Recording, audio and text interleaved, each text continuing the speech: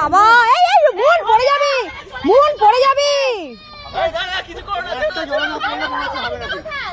আমারও সেটাই মনে হচ্ছে, যা কায়দাবাজি চলছে এখানে।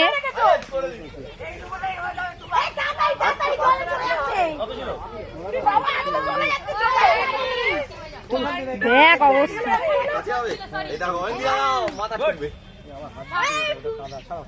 এই এই তুমি কিন্তু পড়ে গেলে কেলেঙ্কারি হবে। হ্যাঁ মধু ধরে রাখো, মধু ধরে রাখো, মধু ধরে রাখো।